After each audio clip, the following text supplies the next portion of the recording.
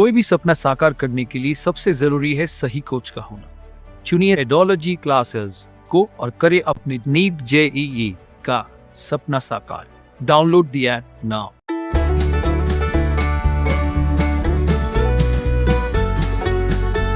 Transportation of gases का transportation mainly केवल two gases जो होती हैं CO2 and H2।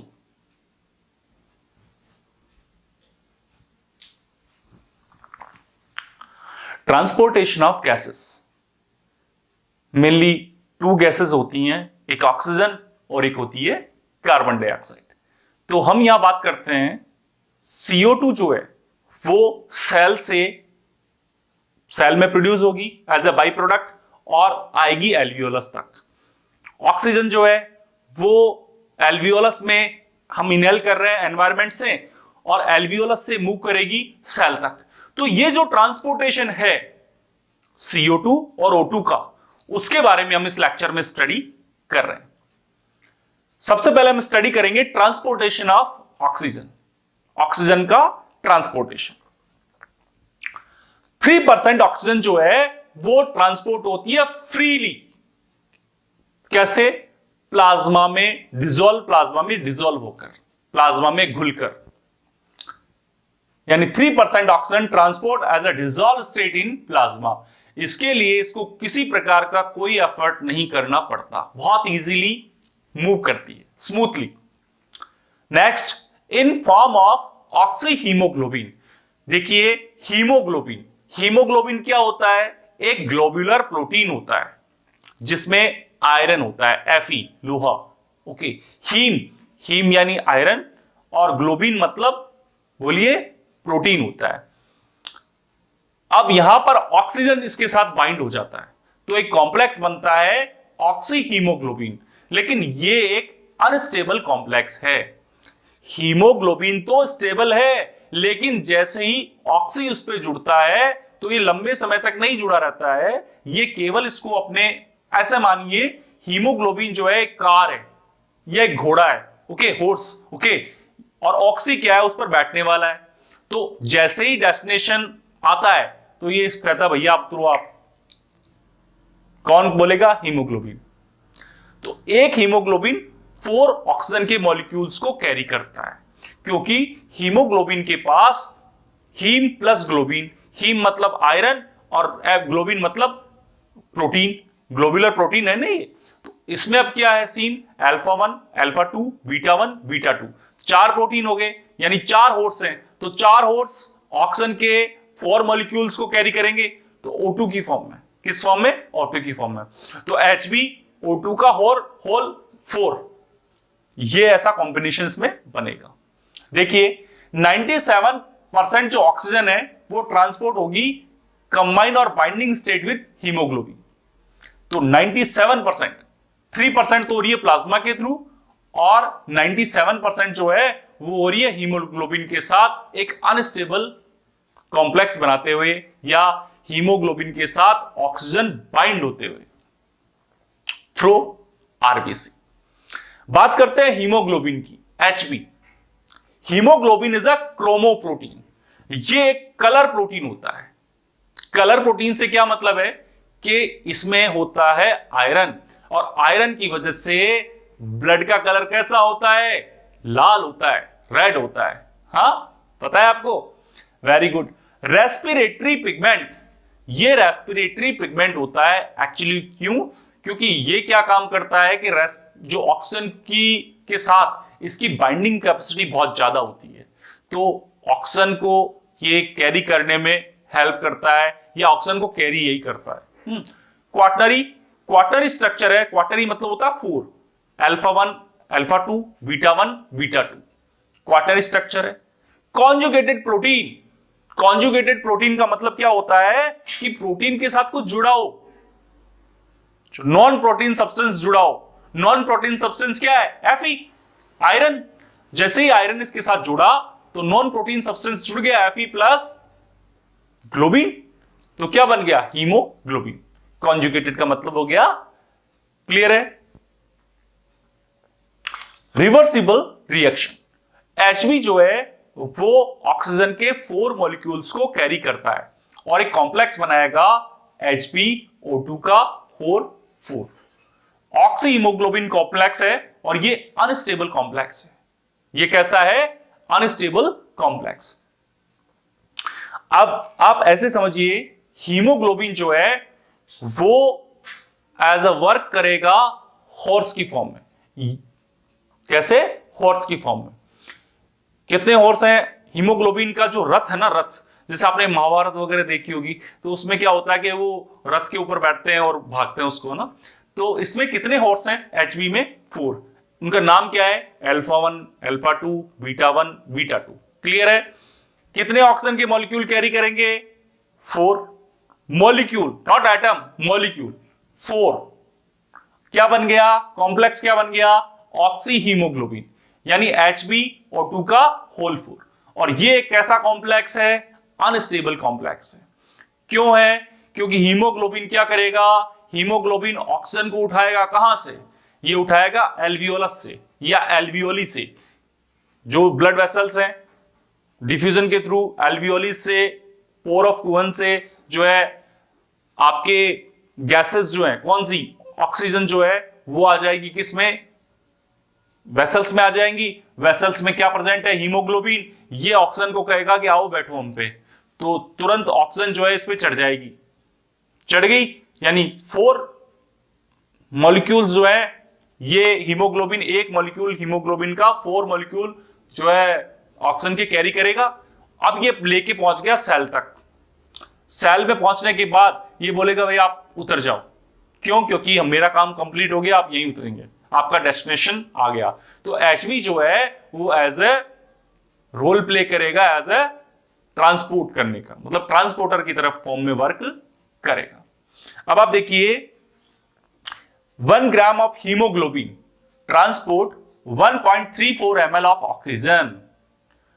1 gram haemoglobin जो है वो ट्रांसपोर्ट करेगा 1.34 ml oxygen. 100 ml of blood contain normally 15 gram haemoglobin. 100 ml blood में नॉर्मली 15 ग्राम हीमोग्लोबिन प्रेजेंट रहता है। 100 ml blood transport approx 20 ml oxygen. 100 ml blood जो है वो ट्रांसपोर्ट करेगा लगभग कितना? 20 ml ऑक्सीजन। ये जो तीनों पॉइंट्स मैंने आपको शो किए हैं, ये नीट में कई बार पूछे जा चुके हैं, IBO में पूछे जा चुके हैं, IJSO में पूछे जा चुके हैं, इवन NTSE में पूछे जा चुके हैं। बहुत इंपॉर्टेंट है और अच्छा, ठीक है। नेक्स्ट, अब इसको पढ़ डाला तो लाइफ छिंगलाला। हाँ, देखिए ये ग्राफ है ऑक्सीजन डिसोसिएशन कर्व। एक तरफ आप रख दो ऑक्सीजन को, partial pressure of oxygen mmHg, और एक तरफ रख दो आप percentage saturation of haemoglobin with oxygen. क्या होता है कि ऑक्सीजन जो है वो हीमोग्लोबिन के ऊपर चढ़ती है, ठीक है। ऑक्सीजन को कैरी कौन करेगा? हीमोग्लोबिन करेगा। तो अब कैसे? उसके लिए भी एक मेथड है। ऐसा नहीं है कि डायरेक्ट आओ और बैठ जाओ, हीमोग्लोबिन खड़ा है सामने ना, ऐसा नहीं होता है। उसके लिए एक मेथड है। देखिए कैसे। जब ऑक्सीजन का प्रेशर होता है 20 से 25, कितना? 20 से 25 mmHg, तो एक मॉलिक्यूल ऑक्सीजन का हीमोग्लोबिन के साथ बाइंड होगा और क्या कॉम्प्लेक्स बनाएगा? HbO2। देखिए आप यहां पर, ये 20 से 25, यहां आप देख रहे हैं, यहां आप देख रहे हैं इस जगह, ये देखिए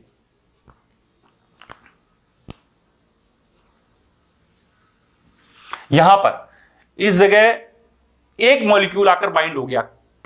कितना मॉलिक्यूल? एक मॉलिक्यूल। आप देखिए, दोबारा देखिए यहां पर, ये कितना है? O2 कितना है? 20 से लेके 25 mmHg। इतने प्रेशर पर हीमोग्लोबिन के एक मॉलिक्यूल, हीमोग्लोबिन जो है ऑक्सीजन के एक मॉलिक्यूल के साथ बाइंड करेगा।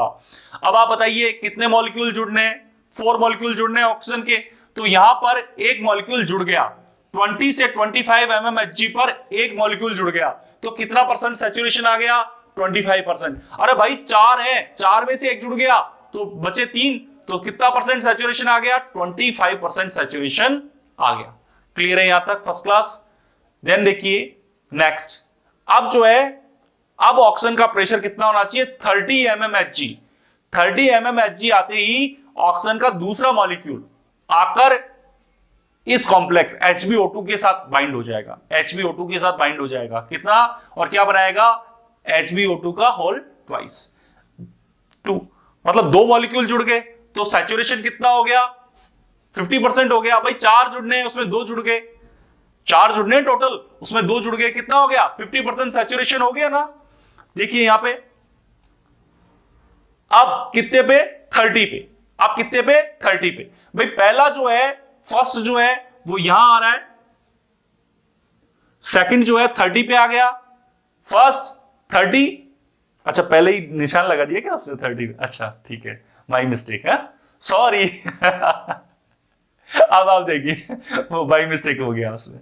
अब देखिए तीसरा, देखिए PO2, ठीक है, अरे नॉट मोटू, O2 है ना। प्रेशर कितना है O2 का? 40 mmHg। अब 40 mmHg पे तीसरा के बाइंड होगा, थर्ड, और क्या बना लेगा? HbO2 का होल ट्वाइस। देखिए, और कितना परसेंट सैचुरेशन आ गया? 75% सैचुरेशन आ गया। अब देखिए 40, भैया 40 का है, ये 40, ये 40, मतलब ये 20, 25 हो गया, ये 30 हो गया, ये 40 हो गया। तो फर्स्ट मॉलिक्यूल आकर बाइंड होगा 20 पे, फिर 20 mmHg पे, ये 20, ये 30 mmHg पे, ये 40 mmHg पे, और फिर जो है लास्ट तीनों आ गया, 75% हो गया ये। अब बात करते हैं, देखिए नेक्स्ट, अब जो है फोर्थ मॉलिक्यूल जुड़ने के लिए प्रेशर चाहिए 95 mmHg, इंपॉर्टेंट है, HbO2 का होल 4।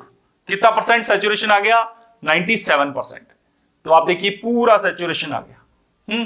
तो इसमें इंपॉर्टेंट क्या है? अब आप देखिए कितना है? 95 mmHg। क्या है 95 mmHg? ये रहा, यहां ले लो।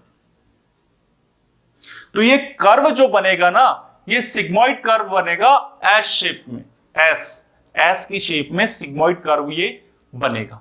यहां तक बात समझ में आ रही है? यहां इंपॉर्टेंट क्या है, क्वेश्चन कैसे आएगा? क्वेश्चन ऐसे नहीं आएगा जैसे आप सोच रहे हो। क्वेश्चन ऐसे आएगा कि आपका जो ऑक्सीजन का जो पहला मॉलिक्यूल है, फर्स्ट मॉलिक्यूल है, उसके लिए कितना प्रेशर चाहिए जुड़ने के लिए? 20 से 25 mmHg। सेकंड मॉलिक्यूल जो ऑक्सीजन का, कितना प्रेशर होना चाहिए? 30 mmHg। थर्ड मॉलिक्यूल के लिए 40 mmHg, और फोर्थ मॉलिक्यूल के लिए 95 mmHg। ये क्लियर हो गया? इंपॉर्टेंट है और ये पूछा जाता है। यहां ऐसा आएगा क्वेश्चन, है ना, और इससे बाहर आएगा भी नहीं, है ही नहीं, कहां से बनेगा? क्लियर हो गया? फर्स्ट क्लास क्लियर है? एनसीईआरटी में एज इट इज मेंशन है, डोंट वरी अबाउट दैट। कोई भी सपना साकार करने के लिए सबसे जरूरी है सही कोच का होना। चुनिए एडोलॉजी क्लासेस को और करें अपने नीट जेईई का सपना साकार। Download the app now.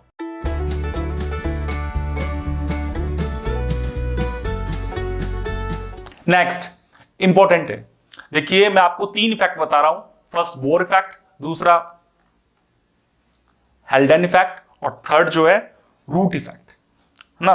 तो इसमें से 2 इफेक्ट इंपॉर्टेंट है, तीसरा इतना इंपॉर्टेंट नहीं है, लेकिन मैंने आपको बता दिया ना। सबसे पहले बात करते हैं बोर इफेक्ट। कौन सा effect? Bohr effect. Bohr effect में क्या होता है? ये बोर इफेक्ट लागू होता है कहां?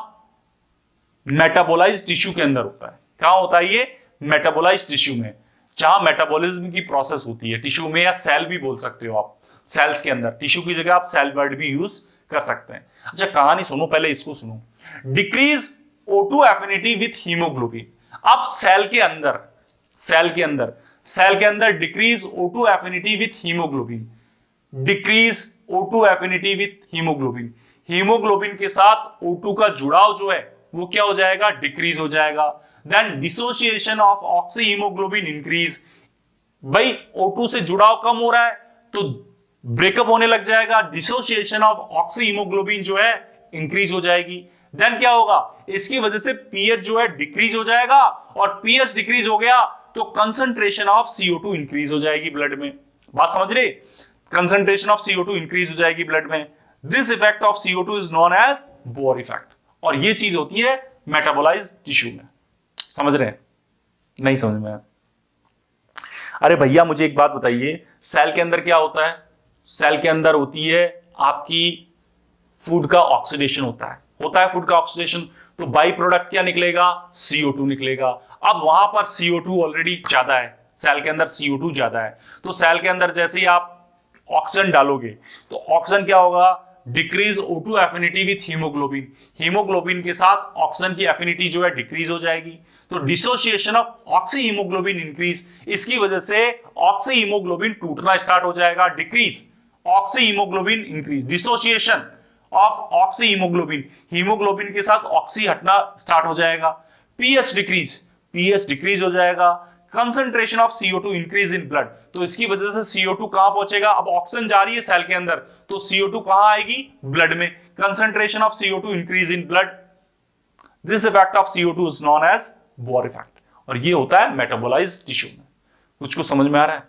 दोबारा देखो ध्यान से, सेल के अंदर क्या है? CO2 रिलीज होगी, खाना मेटाबोलाइज हो गया, देन उस कंडीशन में फूड जो है बन रहा है, 38 ATPs बन रहे हैं, तो CO2 भी बन रही है। अब CO2 बन रही है तो क्या होगा? अब देखो, decrease O2 affinity with haemoglobin. जैसे ही सेल के पास हीमोग्लोबिन पहुंचा, अरे सेल है सेल, देखो इधर ध्यान से, ये सेल है, ठीक है। अब इस सेल के पास ऑक्सीजन पहुंचा, ऑक्सी हीमोग्लोबिन पहुंचा, है ना, यहां पर ऑक्सी हीमोग्लोबिन पहुंचा। भैया पेन कहां है? ऑक्सी हीमोग्लोबिन पहुंचा यहां पर, ये पहुंच गया, है ना। इस पर बाइंड कर रखे हैं क्या आपके? आपको कुछ नजर आ रहा है इस पे? नहीं आ रहा ना, मुझे लग रहा था नहीं आएगा, है ना। देखिए एक मिनट,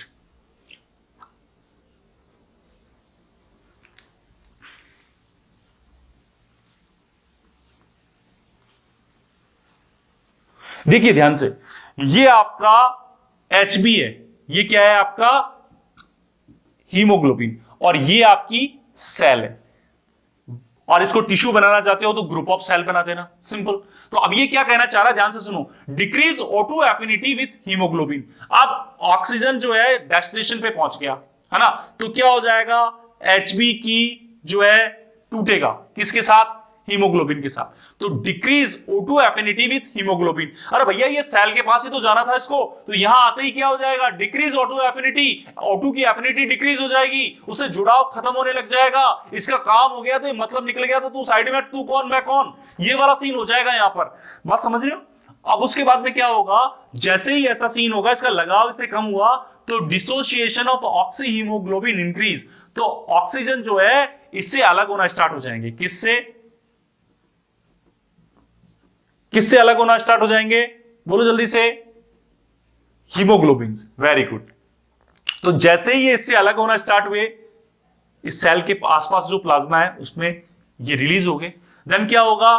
पीएच डिक्रीज, तो इसकी वजह से पीएच क्या हो जाएगा? डिक्रीज हो जाएगा, क्योंकि ऑक्सीजन अलग हो गए हीमोग्लोबिन से, तो पीएच डिक्रीज हो गए। अब पीएच डिक्रीज हो गए तो अब क्या हुआ? ये ऑक्सीजन जाएगी अंदर, ये ऑक्सीजन कहां जाएगी? अंदर, तो CO2 कहां आएगी? बाहर।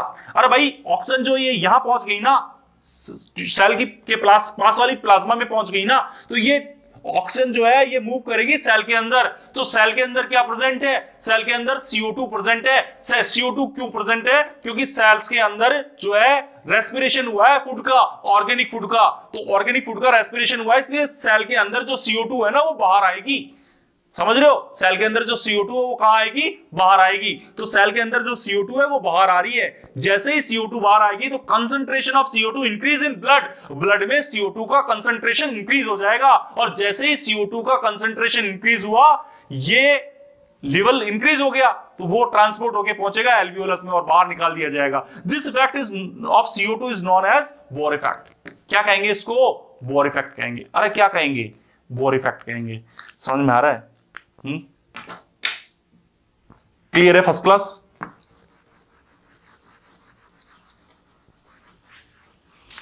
अब आप देखिए नेक्स्ट, हेल्डन इफेक्ट। हेल्डन इफेक्ट ये होता है लंग्स में। हेल्डन इफेक्ट कहां हो रहा है? लंग्स में। बोर इफेक्ट कहां हो रहा था? मेटाबोलाइज्ड टिश्यू में। ठीक है, इसमें क्या होता है, लंग्स में आप क्या ज्यादा रहेगा, ऑक्सीजन ज्यादा रहेगी। तो यहां देखिए decrease CO2 affinity with haemoglobin. अब सॉरी, वो जो CO2 है जो सेल्स में निकली है, वो जो CO2 है जो सेल्स में निकली है, वो CO2 को कौन कैरी करेगा, हीमोग्लोबिन कैरी करेगा, उसको भी हीमोग्लोबिन लेके आएगा। तो हीमोग्लोबिन उस CO2 को लेके आया, कहां तक लेके आया, लंग्स तक लेके आया। जैसे ही लंग्स तक लेके आएगा तो क्या होगा, लंग्स में के पास आते ही हीमोग्लोबिन के साथ CO2 की एफिनिटी डिक्रीज हो जाएगी। पहले आपने सेल्स की बात पढ़ी, अब यहां क्या है, लंग्स हैं। लंग्स में क्या है, एल्वियोलस है, ठीक है। अब जैसे ही इस एल्वियोलस के पास में ये CO2 आई,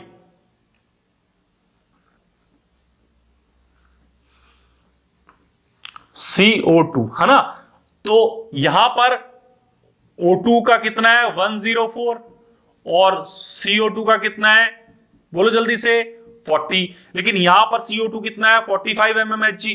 तो ये CO2 जो है, अब देखो यहां पर क्या बात आ रही है, सब कहानी वही घूम के आती है कि आपको समझ में आनी चाहिए। Decrease CO2 affinity with haemoglobin, यहां आते ही हीमोग्लोबिन के साथ जो CO2 है उसकी जो अटैचमेंट है वो कम होने लग जाएगा, है ना। Then association of oxy haemoglobin increase, तो इसकी वजह से क्या होगा, CO2 पहुंच गया अंदर। अब CO2 अंदर पहुंच गया तो ऑक्सीजन क्या होगा, ऑक्सीजन डिफ्यूजन की वजह से बाहर आएगा। तो बाहर आएगा तो association of oxy haemoglobin increase, oxy haemoglobin का एसोसिएशन इंक्रीज हो गया, उसकी वजह से पीएच इंक्रीज, उसकी वजह से क्या इंक्रीज हो गया, पीएच इंक्रीज हो जाएगा। क्या इंक्रीज हो जाएगा, पीएच इंक्रीज हो जाएगा। अरे क्या इंक्रीज हो जाएगा, पीएच इंक्रीज हो गया।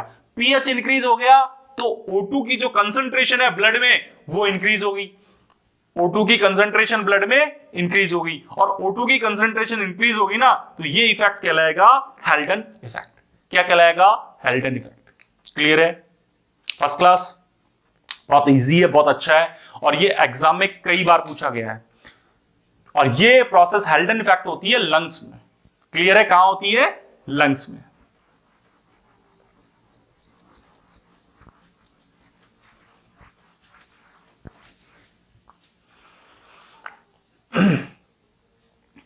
Next, root effect.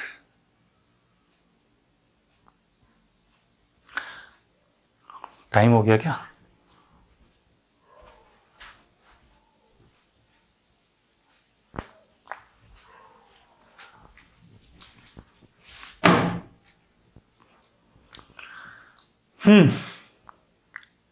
Root effect.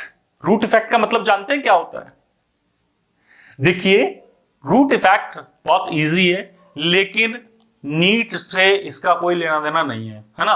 कभी आया हुआ नहीं देखा मैंने, रूट इफेक्ट एग्जाम में भी नहीं देखा, लेकिन एक बार नीट की एक बुक में देखा तो सोचा कि आपको बता देना चाहिए। लेकिन आईबीओ में रूट इफेक्ट आया हुआ है, आईबीओ में आया हुआ है ना। नीट वाले एग्जाम में नहीं देखा, उल्टा हो गया इस बार, नीट वाले एग्जाम में नहीं देखा लेकिन आईबीओ में देखा है।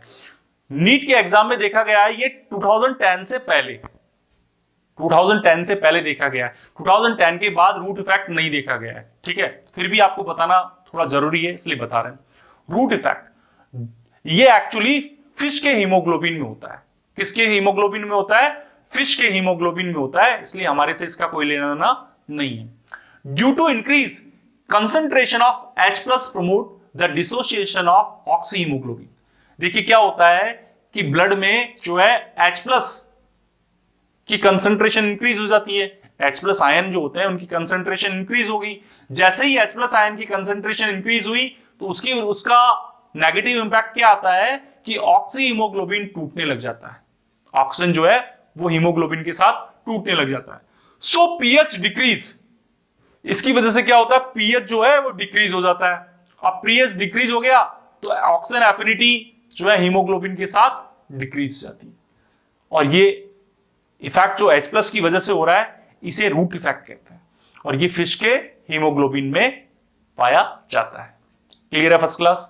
तो रूट इफेक्ट जो है इसमें आप देख रहे हैं कुछ नहीं है, सिंपल सा कंसेप्ट है। H+ आयन जो है ब्लड में बढ़ गए, जैसे ही ब्लड में बढ़े तो ऑक्सी हीमोग्लोबिन का डिसोसिएशन बढ़ गया, ऑक्सी हीमोग्लोबिन टूटना स्टार्ट हो गया, ऑक्सी हीमोग्लोबिन टूटा तो पीएच डिक्रीज हो गया, पीएच डिक्रीज हो गया तो ऑक्सीजन एफिनिटी हीमोग्लोबिन के साथ डिक्रीज होगी। ये H+ की वजह से हो रहा है, तो इस H+ इफेक्ट को क्या कहेंगे? रूट इफेक्ट कहेंगे। और ये होता है किसमें? Fish haemoglobin. ठीक है, next, transport of carbon dioxide. Transport of carbon dioxide. अब तक आपने ऑक्सीजन के बारे में पढ़ा, किसके बारे में स्टडी करी? ऑक्सीजन के बारे में स्टडी करी।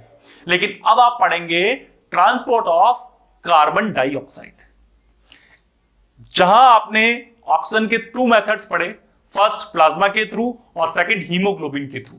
लेकिन यहां पर आप कार्बन डाइऑक्साइड के ट्रांसपोर्ट के 3 मेथड स्टडी करेंगे। कितने मेथड? 3 मेथड। फर्स्ट, 7% CO2 जो है डिसॉल्व स्टेट में प्लाज्मा के साथ मूव करती है। 7% जो है CO2 डिसॉल्व स्टेट में प्लाज्मा के साथ मूव करती है। Second, in form of carb amino haemoglobin. Carb amino haemoglobin 20 से 25%, कितना? 20 से 25%, 20 से 25% CO2 जो है कार्ब अमीनो हीमोग्लोबिन के साथ मूव करेगी। कैसे?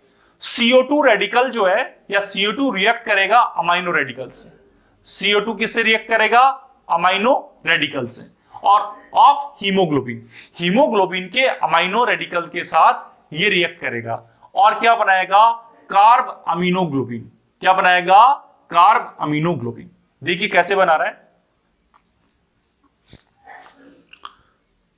CO2 जो है इसके साथ आपने इसको किया है ना, तो